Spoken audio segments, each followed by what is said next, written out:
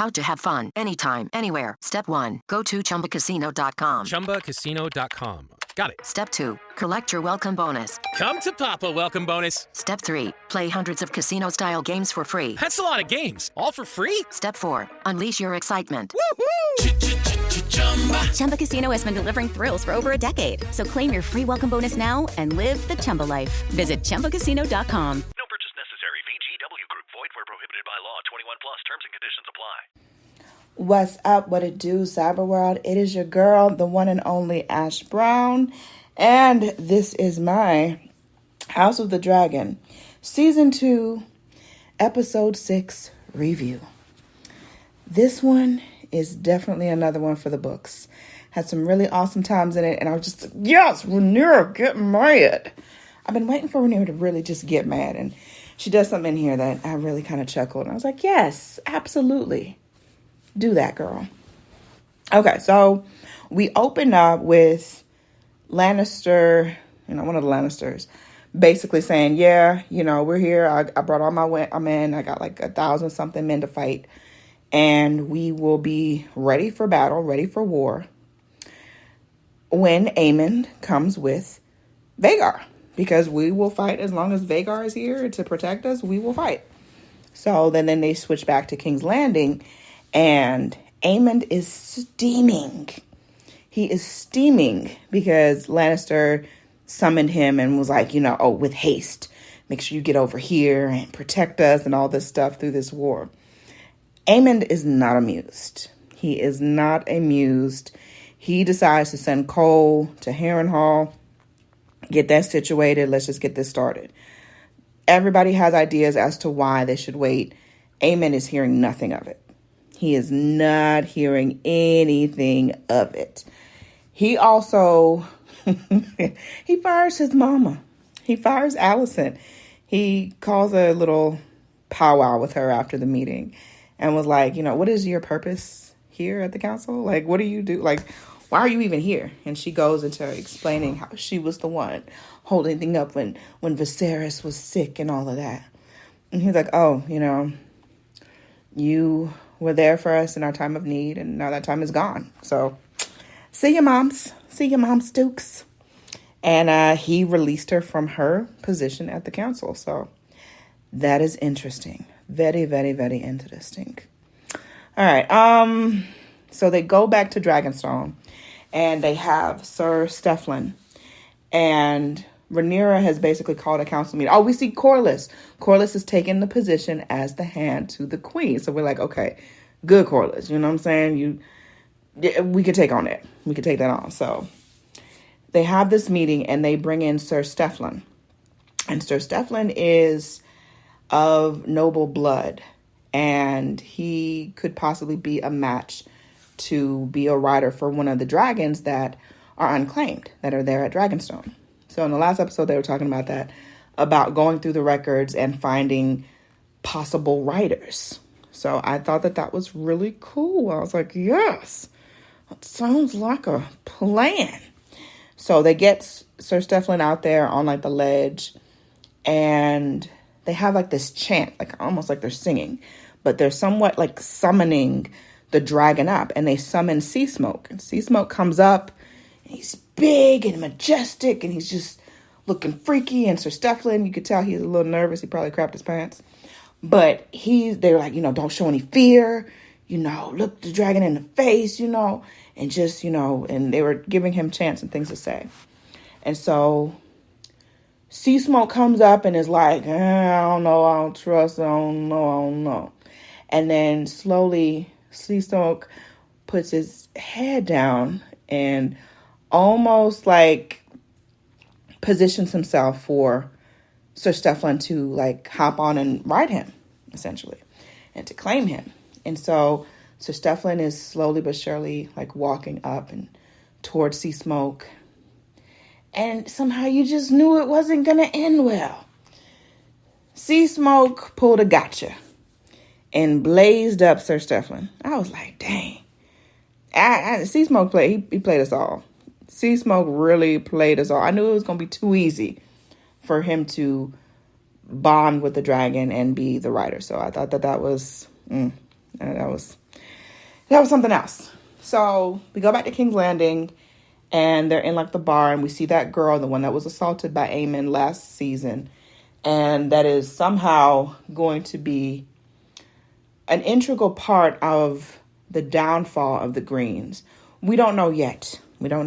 But she's serving people, and everyone's like complaining about like the lack of food, the food being watered down, the beer being watered down. And I believe it was the lady of the night that was with Aemon, and I think that was like his first or whatever. She was in there like complaining and stuff and talking about how the royals and everything in the palace, how they're eating like steak and stuff, and we get the scraps and blah, blah, blah.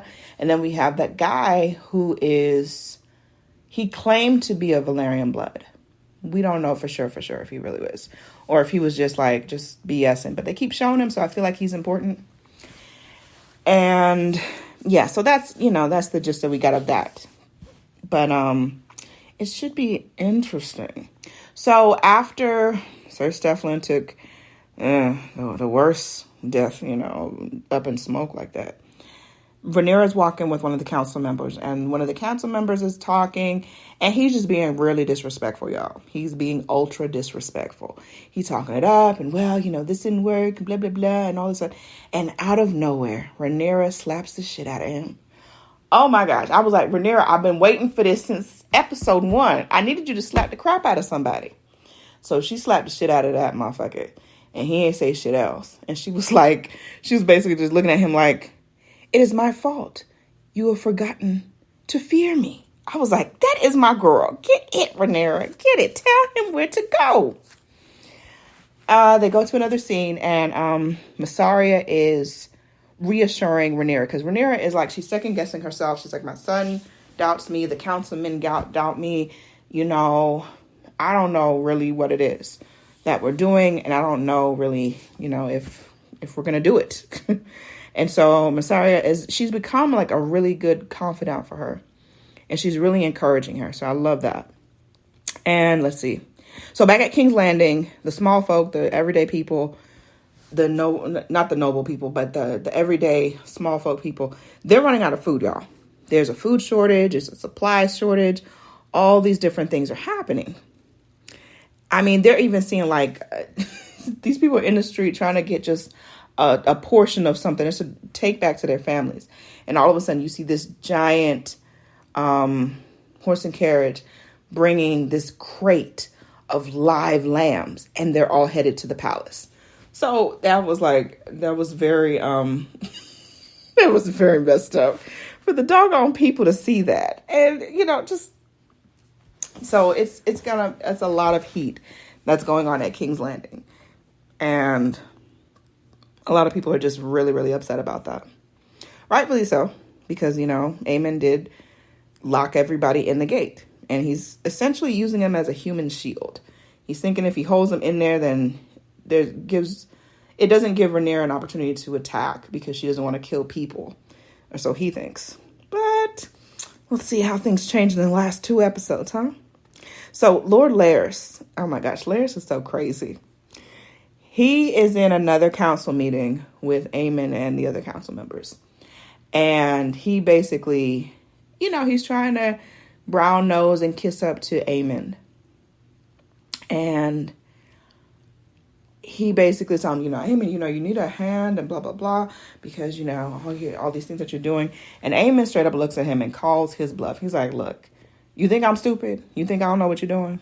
You trying to be my hand, right? Well, I'm going to let you have a position. And so Larys is like, or Larys, he's all like, oh my gosh, thank you so much. King, it's such an honor. He's like, what are you, a toad? He's like, I'm not giving you the position of hand. Find my grandfather. Otto Hightower has always been loyal to his family. Find my grandfather and bring him back here to be the hand. And so the other council member was like, kind of like smirking, laughing. And like Larys is just looking like, this motherfucker. You could tell Larys is not having it. He's not. And he tells him to basically go and fetch my grandfather. Let's see. We find out also that the maester comes in the council meeting is like, oh my gosh, it's a miracle, you guys. Aemon is up.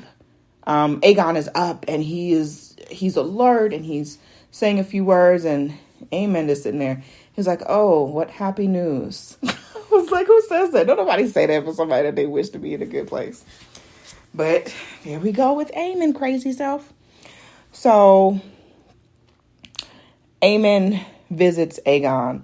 And y'all know it wasn't pretty. I'm really kind of surprised he didn't just like try to kill him. He just more or less just threatened him and left him with like that globe, that ball. Almost like to say like, you know, I've got the power now. You don't have anything. I can hand you this ball. That's it. You're done.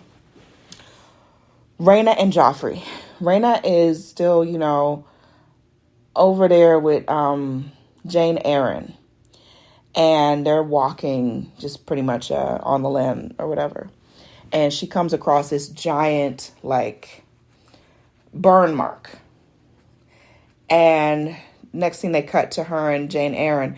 And Jane Eyre says that Prince, something with a P, Pentalance or something like that, he's agreed to let them go there. And then she gets to marry him, essentially.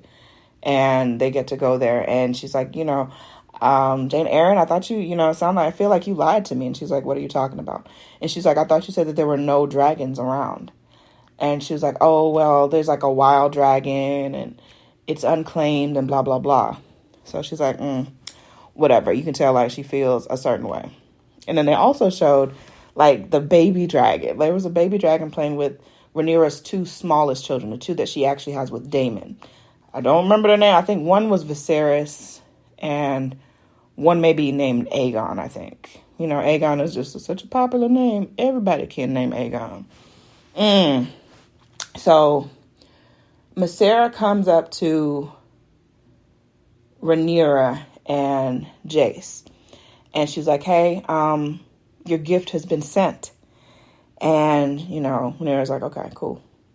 And Jace is like, so you're not going to tell me what the gift is? You're not going to tell me? Like, in on the plan? Like, I'm left in the cold. And he walks off and he's like pissed. The next thing you see a scene where there's just a random boat that comes ashore. And you see like a countryman that was out there. I don't know, a fisherman or something. He gets the boat and he kind of pulls some of the coverings off of the boat and the things that was in the boat. And it's food. It's fresh food. It's all the supplies and things that the people need. And he looks up and he sees Rhaenyra's flag. And then he looks out and he sees more boats. More boats are floating out. And so you're like, oh, that's a smart way to get the people on your side, Rhaenyra. You know what I'm saying? Mysaria, she knows some things. Mysaria be knowing. So there were several ships and that was good. Alicent is still a bad mother. I don't care what y'all say. She's, oh, my baby, oh, but whatever. Most of this is your fault because you would not stay in your place. So in all honesty, Alicent is really to blame for all of this stuff, in my opinion.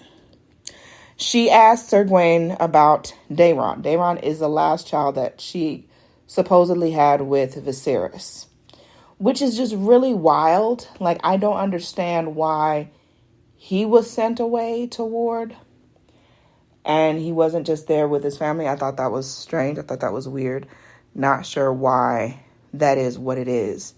But evidently he grew up in I forgot what the other places they were called. But yeah, so he grew up out there and Sir Gawain is her brother. And she's like, you know, it's just so weird to hear a mother ask her brother, well, how's my son doing? What's he like? And he's like, he don't write to you? And she's like, oh, no, not really. Not in the recent times. He's 16. And Sir Gawain says that he is kind. He has a kind heart. And that kind of, you could see Alicent kind of being reassured by that. She's like, wow, that's so great because I basically messed up with my other two sons. Like, they're not like that. And so they lead with that. So the town is getting all this free food from Rhaenyra. Like, it's flowing through the town, okay? And it's like people are starting to praise Rhaenyra. Oh my gosh, Queen Rhaenyra, she remembered about us. Wonderful, greatness, all the good things. There's a scuffle in town, and Alicent and Helena are caught up in it. Alicent gets like a raw fish thrown at her, it was a whole situation. They got out and it was good, but it was still kind of chaotic because out of nowhere, just all the people were just like kind of going crazy because everybody's trying to get food.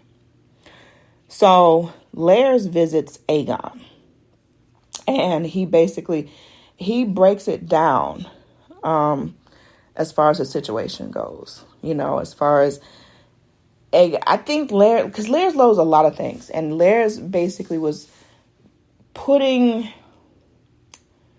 inspiration into Aegon and telling him, look, just like me, you're going to heal up and stuff, but you're never going to be the same. You're never going to walk the same. You're never going to be the same person that you were previously. And that can be used to your advantage. And you see Aegon, he's like kind of calling out to him. He's like, help me, and they cut the scene. So you don't know what Lares done said to Aegon. I'm like, oh, snap. Lares is up in it. So Lord Grover is dead, and Tully takes over. So Lord Tully takes over, which is his grandson. That's the one that Daemon was telling him to, hurry the process along with his grandfather's death, which was pretty cold. And then after he tells him that Lord Tully is dead, like, Daemon is really just still losing it at Harrenhal. He is losing his damn marbles.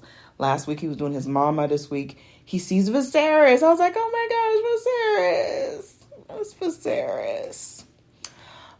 So he sees Viserys, and they have a few encounters. But all of it, again, it's all in his head. It's all in his mind. And then Daemon he breaks down. Like, he actually is, like, emotionally crying, like, purging. It's so weird. So strange. They go back to Massaria and Rhaenyra. So they're talking, and Massaria basically tells her that, she was molested by her father and, basically left for dead at some point. And she reassured Rhaenyra, like, look, you are right to be queen. I think that you're going to make a great queen. You have a heart. You have a soul. You have a redemptive quality that I think would be best for that position. And Rhaenyra is like, it's that breath of support and just comfort that I think that she's been looking for and that really needed. And I don't think she ever really got that from Daemon. I don't think she ever got that. And then before you know it, Rhaenyra and Massaria is making out, y'all. They are making all the way out. Like, it was about to go down, okay? And then all of a sudden, one of the guards busts open the door. They come through and they're like, look, Sea Smoke has been flying around and about and stuff. And Rhaenyra's like, yeah, he does that sometime, whatever. It was like, but he has a rider. He has a rider. Yeah. And I forgot, earlier in the episode, Corlys' sons. So keep in mind, Corlys has 2 illegitimate sons that he's never claimed. And they both know that he's their father or whatever. But they've never approached it, mostly because he's never claimed them publicly. So I think because of that, they just never, let it get anywhere or said anything about it or whatever. So they kind of accepted it. And Corlys basically told Alan, the older one, look, you're coming on the sea with me. Why? Because I think that he finally realizes what Rhaenys was trying to tell him. As far as, look, you need to have your heirs set up and in a place to, to receive and all this stuff because, we ain't gonna be here forever, And I think that this is his first step in making that true and bringing that to the surface. And so I think that basically he's bringing him on the sea with him. So he's going to be on the sea and he's going to be like the captain, I think he said, our first officer, whatever the case is. And so Alan, he's kind of reluctant. He's like, look, is this an order or a request? And Corlys is like, look, make sure your butt is down at the dock, ready to go in the morning. And so you can see like he really doesn't want to do it. He doesn't want to do it. He doesn't want nothing to do with his father, the same way he felt that his father never wanted anything to do with him. So they cut to a second scene of him and the brother. And the brother kind of reminds me of the Milli Vanilli guy, the one that's still alive. He kind of reminds me of him with the locks. And he's beautiful chocolate skin, beautiful. So him and the brother are talking, and he's like, the younger brother's like, you should be glad, he wants to actually take you out and blah, blah, blah. And obviously they don't know, the conversations that Corliss had with Rhaenys, and what he essentially is going to plan to do. And neither one of them know how things are going to get changed up. So the younger brother actually says, at least he pays attention to you. I get ignored like always. So you get the feel like, wow, he always ignores this when he at least acknowledges Alan and his skill set, but he doesn't at all acknowledge the younger one, which I don't know the younger one's name yet. I don't remember what his name was. I think they said it at one of the earlier episodes, but I don't fully remember it. So later on, the younger brother is doing whatever sea work or whatever, and all of a sudden you see Sea Smoke crazy ass. And I was just like, so Sea Smoke just go out and whenever he feel like it? I guess so. So Sea Smoke is like circling him and like acting like he's gonna like attack him, and he's running away. He's running into the woods. He's trying to hide. He trips and falls, and then all of a sudden, you just knew it. You just knew. Sea Smoke came out of nowhere and was like, hey, friend. Hey, friend. And in that moment, you knew he wasn't going to kill him. And that's where things take off. So it's going to be very, very interesting to see how things continue. It's going to be very interesting to see how things continue. So she got at least one dragon rider.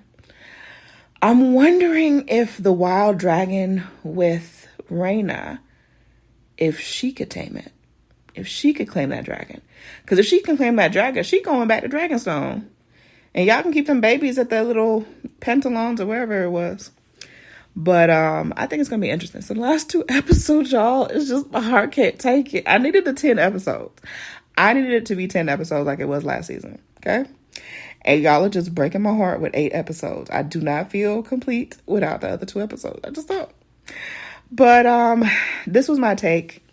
And let me know what y'all think. What do you think is going to be happening next? I mean, do you think that one of the other guys that was in the book, like another Hammer, like Ed Hammer, what was his name? I think in the book he is one of the dragon riders as well. So it's gonna be interesting. Very, very interesting. And only 2 episodes left. Be still my heart. Anyways, have a great one, you guys. I love ya. And I will holler at y'all next week. Deuces. Ryan Seacrest here. When you have a busy schedule, it's important to maximize your downtime. One of the best ways to do that is by going to ChumbaCasino.com. Chumba Casino has all your favorite social casino games like spin slots, bingo, and solitaire that you can play for free for a chance to redeem some serious prizes. So hop on to ChumbaCasino.com now and live the Chumba life. Sponsored by Chumba Casino.